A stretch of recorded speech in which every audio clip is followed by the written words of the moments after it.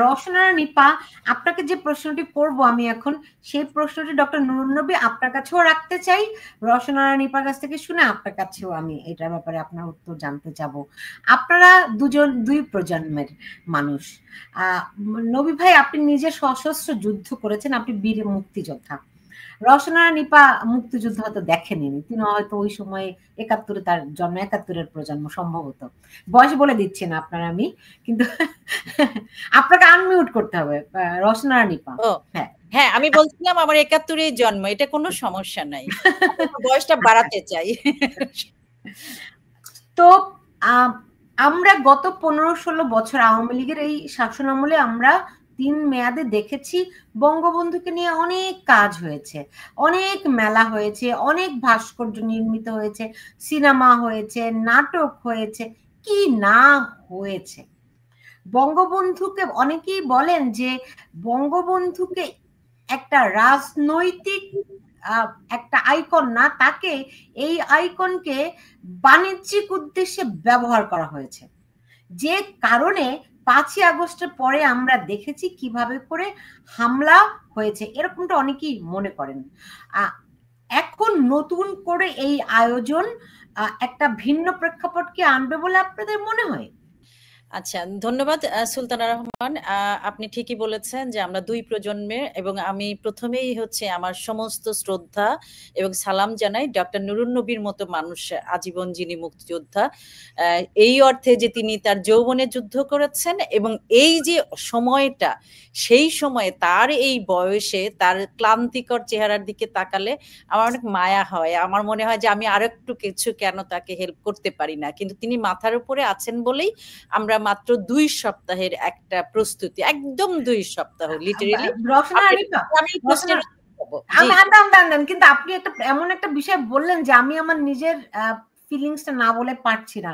সেটি হচ্ছে যে নবী ভাইয়ের মতো যারা মুক্তিযোদ্ধা আছেন, এখনো আমাদের মাথার উপরে আছেন, আমি তাদেরকে বলি খবরদার মারা যেন না, কিন্তু এখন মারা যাওয়ার সময় না, আপনারা মাথার উপরে আছেন, এটা একটা ভরসা।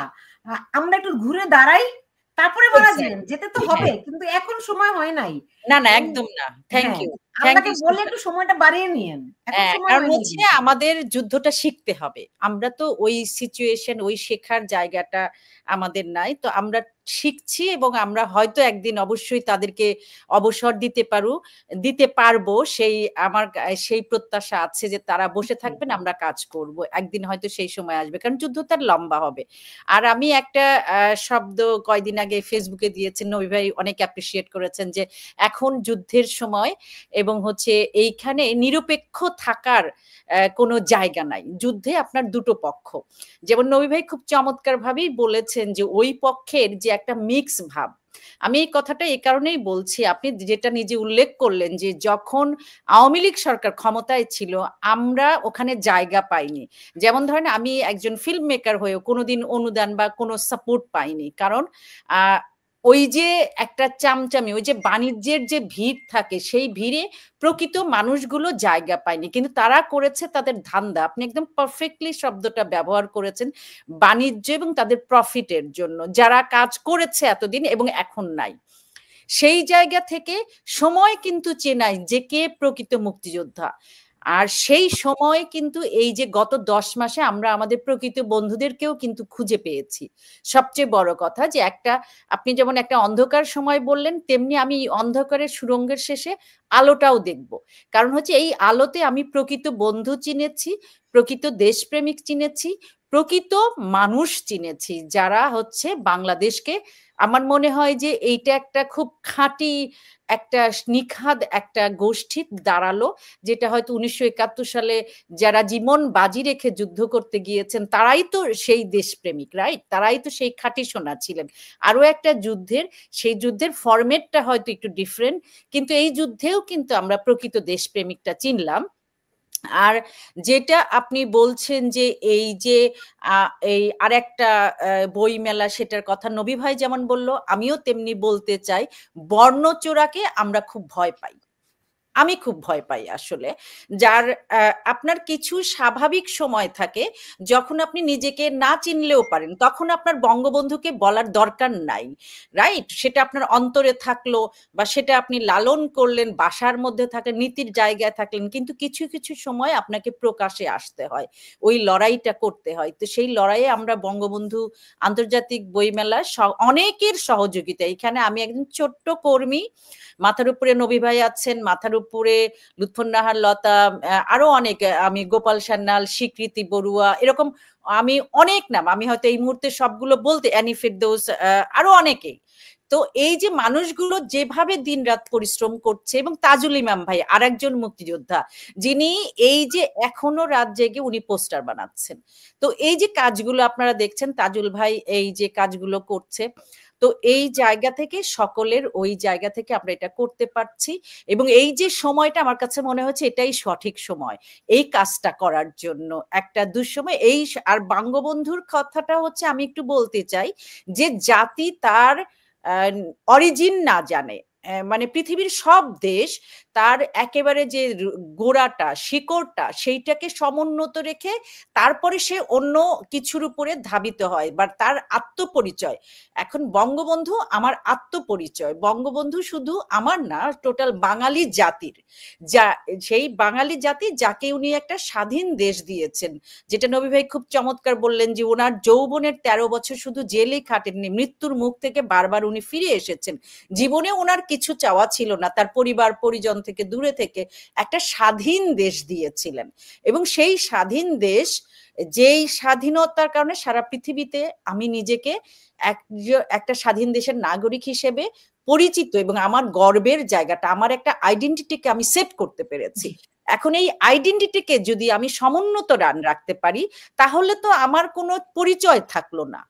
আমার আত্মপরিচয়টার জায়গা সেটা শুধু আমার জন্য না, কিন্তু আমার পরবর্তী প্রজন্মের জন্য।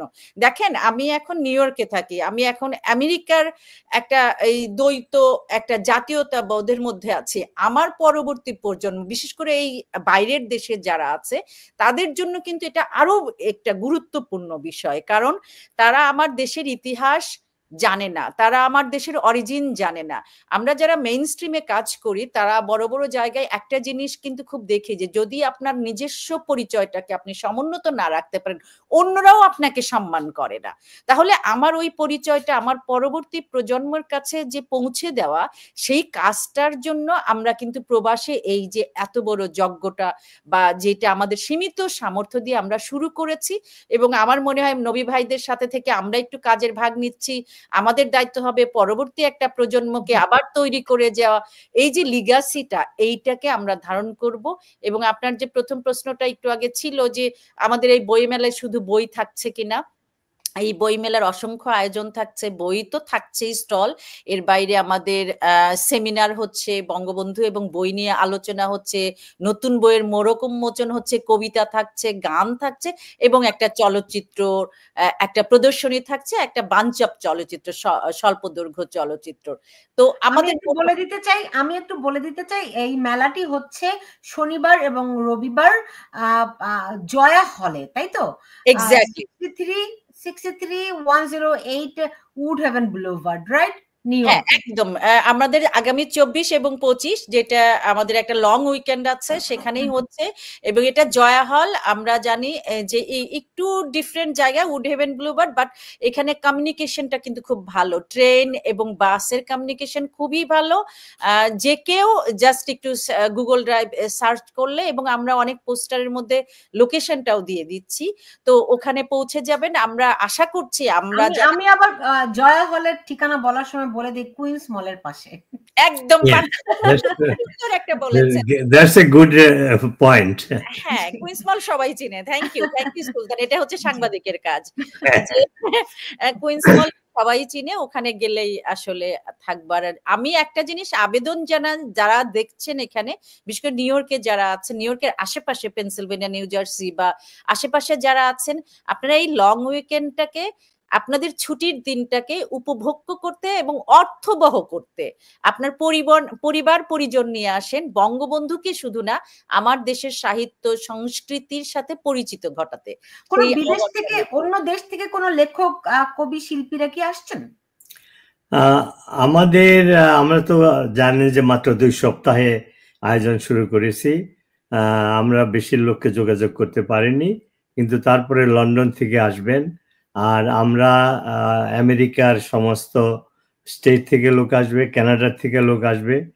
লিস্টে যে সমস্ত লোকের নাম দেখেছেন, লেখক, কবি, সাহিত্যিক, এরা বিভিন্ন স্টেটের, কানাডার এবং ইংল্যান্ডের। সোফার বাংলাদেশ থেকেও আমরা কোনো অতিথিকে আনতে পারিনি, কিন্তু এমনি যারা এখানে অন্য কাজে এসেছেন তারা অংশগ্রহণ করবেন। আমরা প্রচুর সমর্থন পাচ্ছি। তো আমার টার্ন যদি হয় আমি তাহলে একটু বলি, সেটা হলো এই বইমেলাটা আয়োজন করতে এসে আমি কিছু খাঁটি সোনার সন্ধান পেয়েছি এবং তাদের সাথে কাজ করে আমি এই বয়সে আমি উৎসাহিত বোধ করছি। আমার মনে হয় যে আমি বোধহয় তাদের বয়সেরই একজন কর্মী। এটা একটা আমার নতুন ডিসকভারি। তো আশা করি আমাদের এই আন্দোলন চলবে। বাংলাদেশে যে কাজগুলো করা যায় না, আমরা প্রবাসে সেই কাজটা করতে পারি। তো আমাদের এই বইমেলায় এত অল্প সময়ে 18টি বইয়ের স্টল থাকবে। বাংলাদেশ থেকে এসেছে, এখানে বিভিন্ন স্টল থাকবে। বাকিগুলোর কথা তো নিপা উল্লেখ করেছে। তো আমরা আরেকটা কথা বলি, আমরা বঙ্গবন্ধু আন্তর্জাতিক সাহিত্য পুরস্কার আমরা ঘোষণা করব। এই পুরস্কারটির নামকরণ করা হয়েছে বঙ্গবন্ধু আন্তর্জাতিক বইমেলা এবং নবীজিনাত সাহিত্য পুরস্কার। আমাদের পরিবার এটাকে স্পন্সর করবে যতদিন বইমেলা চলবে, আমাদের পারিবারিক ফাউন্ডেশন থেকে। তা আমরা অলরেডি একজন কি বলে উইনারকে সিলেক্ট করেছি, সেটা সারপ্রাইজ আমরা উল্লেখ করব শনিবার দিন অনুষ্ঠানের শেষের দিকে। তো এটা আমরা কন্টিনিউ করব এবং এই পুরস্কারের ক্রাইটেরিয়া হলো যে ব্যক্তির আউটস্ট্যান্ডিং কন্ট্রিবিউশন থাকবে লিটারেচারে রিলেটেড টু বঙ্গবন্ধুর লাইফ অ্যান্ড ফিলোসফি। ইংরেজিতে যদি বলতে পারি তাহলে আরো বোধহয় সুবিধা হয় যে this award will be awarded to a person who will have outstanding contribution in literature related to life and philosophy of Bangabandhu, liberation war and Bengali language and culture. এই বিষয়ে যার লাইফ টাইম অ্যাচিভমেন্ট থাকবে তাকে আমরা এই পুরস্কারটি দেব। তো আমরা ক্যাম্পেইন করছি, যদিও দেরিতে শুরু করেছি, কিন্তু প্রচুর সাড়া পাচ্ছি। মাস মিডিয়াতে অস্ট্রেলিয়া, জাপান থেকে সমর্থন পাচ্ছি, ইউরোপ থেকে, কানাডা থেকে তো বিরাট ডেলিগেশন আসবে। তো সব কিছু মিলে আমরা খুব উৎসাহী এবং এটা সম্ভব হতে যাচ্ছে। আমরা ডেডিকেটেড, আমি যে বললাম যে আমরা খাঁটি সোনার কিছু আমরা কর্মদক্ষ লোক পেয়েছি যাদের 200% commitment to Bangladesh liberation war, বঙ্গবন্ধুর প্রতি। আশা করি একটা ঐতিহাসিক যাত্রা আমরা শুরু করেছি। আমাকে অনেকেই প্রশ্ন করে যে আপনি এরকম একজন নোবেল লরেটের বিরুদ্ধে যুদ্ধে নেমেছেন। আমাকে বলে যে আপনি তো জীবনে অনেক কিছু করেছেন, আপনি মুক্তি সংগ্রামে কর্মী ছিলেন, মুক্তিযুদ্ধে অবদান রেখেছেন, আপনাকে বলা হয় আজীবন মুক্তিযোদ্ধা। তো এই সমস্ত অর্জন করার পরেও কেন একজন নোবেল লরেটের বিরুদ্ধে আপনি লড়তে যাচ্ছেন? আপনার কি ভয় হয় না যে আপনার এই সমস্ত অর্জনগুলো ধ্বংস হয়ে যাবে? আমি বললাম এটা না, ঠিক তার উল্টো, যে আমার মতো একজন সাধারণ মানুষ একজন শান্তির নোবেল লরিয়েট, যে আসলে সে যে একজন ভণ্ড অশান্তির দূত, সেইটাকে আমি চ্যালেঞ্জ করার জন্য ইউনূস সরকার বিরোধী আন্দোলনে নেমেছি। এবং আমি সৌভাগ্যবান, নিউ ইয়র্কে আমরা শিল্পী, সাহিত্যিক, সাংস্কৃতিক কর্মী, সাংবাদিক লাইক নসনারা, রিপা, আপনার মতো আমরা এই ধরনের খাঁটি সোনা পেয়েছি, যাদের কে সমন্বয় করে আমরা একটা সংগঠন করেছি ৭১-এর প্রহরী। এখানে দলীয় লোক নাই, সবই হলো মুক্তিযুদ্ধের চেতনায় কবি, সাহিত্যিক, বুদ্ধিজীবী, সাংবাদিক, প্রফেশনাল লোকজন। তো আমরা আশা করব এই ৭১-এর প্রহরীর নেতৃত্ব হলো এই বইমেলার আয়োজন, বঙ্গবন্ধু আন্তর্জাতিক বইমেলার আয়োজন। আমরা ভবিষ্যতে এই সংগ্রামের মাধ্যমে আমরা আমাদের অভিষ্ট লক্ষ্যে পৌঁছবো, এটা আমার দৃঢ় বিশ্বাস। এবং আমি এই সুযোগে ট্রাই স্টেট এরিয়ার সমস্ত বাঙালি ভাই বোনদেরকে আমন্ত্রণ জানাচ্ছি। আবার আমি তাদেরকে সাবধান করছি, আপনারা প্রতারণার শিকার হবেন না। যারা বলে যে আমরা ইউনূসের সমর্থক কিন্তু আমরা মুক্তিযুদ্ধের লোক, এটা একটা প্রতারণা ছাড়া আর কিছু না। ৯ মাসে যে ঘটনাগুলো আমরা দেখলাম, ইউনূস সরকার এবং সে নিজে মুক্তিযুদ্ধ বিরোধী তার যে ভূমিকা, সেখান থেকে যারা বলে যে সে ইউনূস সরকার তার সমর্থকরা যদি মুক্তিযুদ্ধের পক্ষের লোক হয়, এর চাইতে মিথ্যাচার আর কিছু হবে না। এবং যারা তাদেরকে সমর্থন করে প্রবাসে এবং দেশে, তারা মুক্তিযুদ্ধের লোক বলে দাবি করলে আমরা যদি বিশ্বাস করি, আমরা সেই জুলাইয়ের যে ছাত্র আন্দোলনের প্রতারণার শিকার হয়েছিলাম, আবার আমরা সেই প্রতারণার শিকার হব। কাজে প্রবাসী ভাই বোনদের প্রতি আহ্বান জানাচ্ছি, আপনারা প্রতারণার শিকার হবেন না। ইউনূস এবং তার সরকার, তার সমর্থকরা সত্যিকারে ৭১-এর রাজাকার চাইতেও ভয়ঙ্কর। তারা দেশটাকে বিক্রি করে দিয়েছে। আমাদের তো আর কিছু নাই, পোর্ট দিয়েছে, একটা আইল্যান্ড দিয়েছে, ২৭০ মাইল আমাদের বর্ডার আর একটা বিদেশি শক্তির হাতে তুলে দিয়েছে। ভাষা, সাহিত্য, সংস্কৃতি বন্ধ করে এখন কায়েদে আজমের উর্দুতে গান বাজনা হয়, কায়েদে আজমের জন্মবার্ষিকী উদযাপন হয়। তাহলে বাংলাদেশটা রইল কোথায়? বঙ্গবন্ধুর মূর্তি ভাঙা হয়, বঙ্গবন্ধুকে অস্বীকার করা হচ্ছে। অর্থাৎ ইউনূস বাংলাদেশকে একটি মিনি পাকিস্তানে বানিয়েছে এবং একটি অকার্যকর ফেইল স্টেট করার জন্য সে বদ্ধপরিকর। কেন সেটা করছে? একমাত্র হলো তার ক্ষমতায় থাকা। ক্ষমতায় থাকার জন্য দেশ বিক্রি করে দিতে তার কোনো আপত্তি নেই। যে কোনো চুক্তিতেই সে বিদেশের সাহায্য নিয়ে ক্ষমতায় থাকবে এবং সেই ঘটনাগুলাই ঘটছে, আমরা হয়তো পরে আলোচনা করব।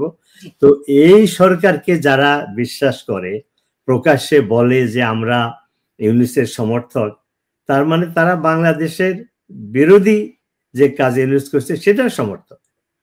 যে ভাষায় যে ক্যামোফ্লেজে করেন না কেন, আপনার অনুষ্ঠানে ২-১ জন মুক্তিযোদ্ধা আনবেন, তাদেরকে গলায় মালা দিয়ে তারপরে বলবেন যে আমরা মুক্তিযুদ্ধের পক্ষের লোক, আমাদের এই প্রতিষ্ঠান, আমাদের এই অনুষ্ঠান মুক্তিযুদ্ধের পক্ষের। এটা প্রতারণা ছাড়া আর কিছুই নয়।